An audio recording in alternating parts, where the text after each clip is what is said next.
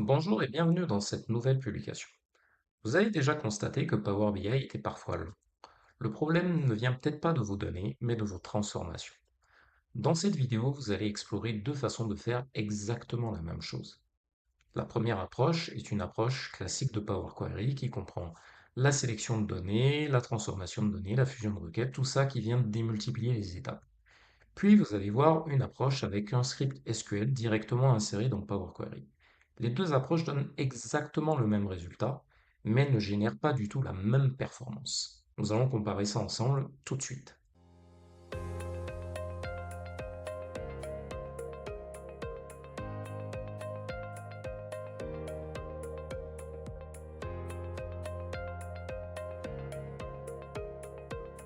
Donc là, nous sommes sur Power Query, donc dans la phase d'import des tables, d'import transformation des tables et des données. Donc nous sommes sur notre table de fait, Fact Internet Cells, voilà. Et donc dans cette table de fait, comme vous le remarquez, au niveau des étapes appliquées, donc il y a eu un certain nombre de retraitements, donc de transformations, qui sont venus s'ajouter au fait d'importer la table. Donc, notamment le fait de sélectionner justement la table au niveau du panel de navigation, on l'a sélectionné dans la base de données, puis après, je dirais, sélectionner les colonnes qui nous intéressent, parce que la table a un certain nombre de colonnes, dont beaucoup qui ne nous intéressent pas. Donc bref, tout ça, en fait, vient rajouter des étapes de traitement que vous voyez au niveau des étapes appliquées. Nous allons ignorer les deux dernières étapes en fait qui concernent le row limit. Donc si vous voulez savoir ce que c'est qu'un row limit, je vous renvoie à la vidéo que j'ai faite sur cette même chaîne YouTube. Donc j'explique concrètement à quoi ça sert, toute la valeur que ça peut vous apporter. Donc on en revient à notre sujet. Donc nous avons une première table de fait, Fact Internet Cells, donc dans laquelle nous avons sélectionné nos colonnes et donc qui génère un certain nombre d'étapes appliquées au niveau des propriétés de notre requête. Puis nous avons une deuxième table de fait, Fact Internet Cells Reason. En fait, je dirais cette table, c'est plus une pseudo-table de dîme. En fait, le mix entre une table de fait et une table de dîme. Donc, cette table aussi, pour l'avoir importée, pour l'avoir finalisée, ça a généré un certain nombre d'étapes appliquées que vous pouvez voir à droite de l'écran au niveau de l'encadré des propriétés de la requête. Notamment, voilà, le fait d'avoir sélectionné la table en question, la Fact Internet Cells Reason, et le fait d'avoir sélectionné aussi les colonnes qui nous intéressent, parce que un certain nombre, voilà, elle comporte un certain nombre de colonnes, dont certaines colonnes dont nous n'avons pas besoin. Donc tout ça, évidemment, est venu imbriquer certaines étapes. Sauf que, sur notre table de fait, en fait, on peut considérer qu'elle est incomplète, parce qu'en fait, il faudrait qu'on puisse importer une information de notre table Fact Internet Sales Reason vers la table de fait principale, notamment le Sales Reason Key. Alors, pour ce faire, on va devoir encore rajouter des étapes complémentaires à la table de fait principale, notamment faire appel aux fonctions de fusion de requêtes. Donc, je vais cliquer sur fusionner les requêtes. Voilà, donc il me met en surbrillance évidemment la première table de fait, donc la table de fait actuelle, et je vais choisir voilà, la table avec laquelle, je dirais, la jointure doit s'effectuer, donc qui est Fact Internet Cells Reason. Donc cette jointure doit se faire sur, je dirais, la combinaison de clés, qui est Cells Order Number et Cells Order Line Number. Donc je vais choisir la même combinaison dans la deuxième table, et je vais choisir comme option la jointure externe gauche, donc l'équivalent d'un left join. Je valide. Voilà, donc j'ai l'étape des requêtes fusionnées qui est venue s'imbriquer au niveau des étapes appliquées, et je vais choisir voilà, les colonnes que je veux importer, plutôt la colonne que je veux importer, donc le Search Reason Key. Voilà, je vais désactiver le nom d'origine comme préfixe. Je valide. Voilà, donc clairement, hein, j'ai deux étapes complémentaires qui sont venues se rajouter. Et donc, la deuxième table de fait, Fact Internet Cells Reason, je n'en ai pas besoin. Je n'ai pas besoin qu'il apparaisse dans le modèle de données. Donc, je vais désactiver cette option, activer le chargement. Voilà. Et je vais la migrer, je vais la déplacer plutôt dans un autre groupe, voilà, staging. Donc clairement, nous avons un ensemble de 1, 2, 3, 4, 1, 2, 3, 4, 5, 6. Donc 6 étapes dans la première table de fait, et notre deuxième table de fait pour laquelle nous avons dû importer des informations, à partir de laquelle nous avons dû importer des informations. Donc 3 étapes complémentaires. Donc 9 étapes, un peu moins d'une dizaine d'étapes au total Si je rajoute encore l'option de désactivation du chargement, donc ça nous fait 10 étapes. Donc on a un total de 10 étapes, voilà, qu'on a dû appliquer pour avoir une table de fait finalisée. Maintenant, nous allons voir côté SQL, comment on peut rationaliser tout ça, parce qu'effectivement, le comportement n'est pas le même, et nous allons voir aussi comment on peut reproduire texto le comportement SQL dans Power BI afin de gagner du temps, de gagner aussi en performance. Donc là, maintenant, nous sommes côté SQL, donc notre base de données SQL Server. Là, vous pouvez voir le script d'extraction des colonnes de Fact Internet Cells. Voilà, donc select étoile from cette table. Et la deuxième table, Fact Internet Cells Reason, voilà, donc avec toutes les colonnes, hein, donc on a l'exhaustivité des colonnes.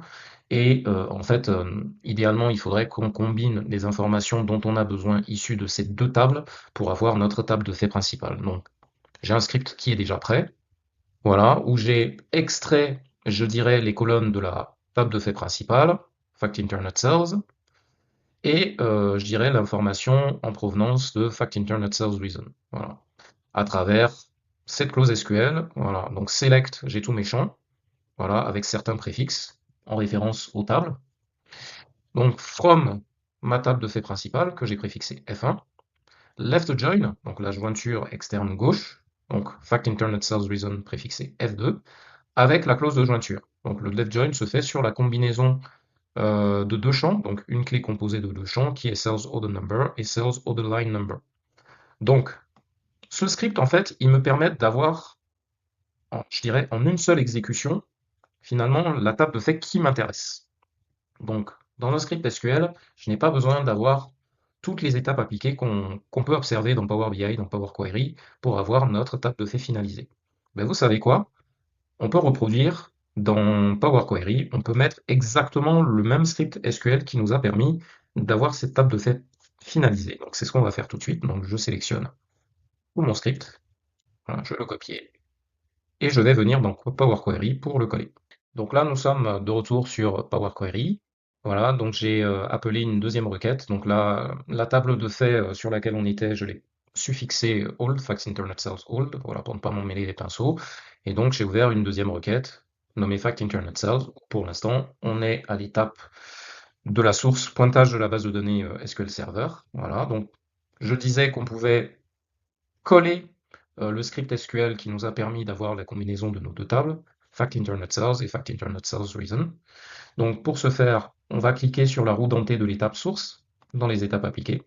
Voilà, donc comme vous voyez, on fait appel au serveur, à la base de données, mais lorsqu'on clique sur les options avancées, lorsque vous dépliez les options avancées, vous voyez, vous avez un petit encadré dans lequel vous pouvez incorporer, saisir une instruction SQL, donc qui est tout à fait facultatif. Donc là-dedans, nous allons coller tous nos scripts SQL qui nous a permis d'avoir la combinaison de nos deux tables, et nous allons valider pour l'exécuter. Et là, vous voyez, en une seule étape appliquée, j'ai ma table finalisée. Donc, une seule étape lorsque j'incorpore un script SQL en comparaison de 10 étapes. Voilà, côté Power Query, exclusivement Power Query, avec la fusion de requêtes, le fait de devoir désactiver le chargement d'une table. Vous voyez? Donc niveau performance, il n'y a pas photo. Là, en une seule étape, vous avez votre table finalisée. Donc une fois qu'on a ça, ce qu'on peut faire, donc nous n'avons plus besoin de l'ancienne table de fait. Qu'est-ce que je vais faire? Je vais désactiver le chargement et je vais tout simplement la déplacer vers le groupe staging.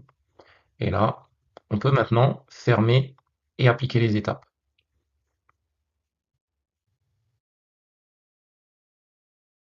Donc voilà, entre-temps, j'ai aussi importé la DIM Sales Reason. Voilà, donc vous voyez, donc là j'ai mon modèle en étoile avec ma table de fait principale, mes DIM autour. On va revenir dans Power Query.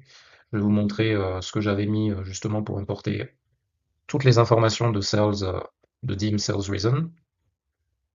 Alors, nous allons nous rendre sur cette DIM. Donc là, plutôt que d'avoir appliqué les différentes étapes traditionnelles côté Power Query. Donc ce que j'ai fait, c'est que j'ai saisi directement le script SQL au niveau des options avancées, voilà, pour avoir ma table. Ça, je peux désactiver cette option. Inclure les colonnes de relation, voilà, je valide. Voilà. Donc là aussi, en une seule étape, j'ai ma table de DIM. Donc vous voyez, le fait d'incorporer un script SQL en option avancée d'import de table dans Power Query, c'est puissant, c'est quelque chose qui est puissant et qui permet d'optimiser la performance de Power BI en lieu et place de toutes les étapes appliquées qu'on peut avoir de manière traditionnelle lorsqu'on se connecte à une source de données. Voilà, c'est tout pour cette vidéo. Vous avez vu que Power Query est très puissant et donne l'avantage de permettre à un néophyte de la data de prendre en main Power BI. Cependant, Power Query n'est pas le meilleur endroit pour faire des transformations. En effet, un script SQL est parfois plus efficient. J'émets toutefois un point d'attention, l'utilisation du SQL dans Power Query n'est pas toujours applicable, mais dans le cas de transformations lourdes, ça permet de faire une vraie différence.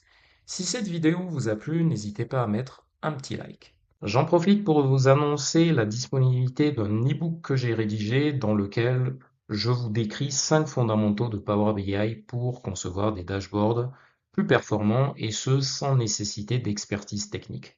Cet e-book s'adresse avant tout aux profils gestionnaires, profils néophytes de la data, mais qui ont besoin de l'utiliser au quotidien pour concevoir eux-mêmes leur dashboard. Donc pour télécharger cet e-book, il vous suffit de cliquer sur le lien en description de cette vidéo. Portez-vous bien et à bientôt.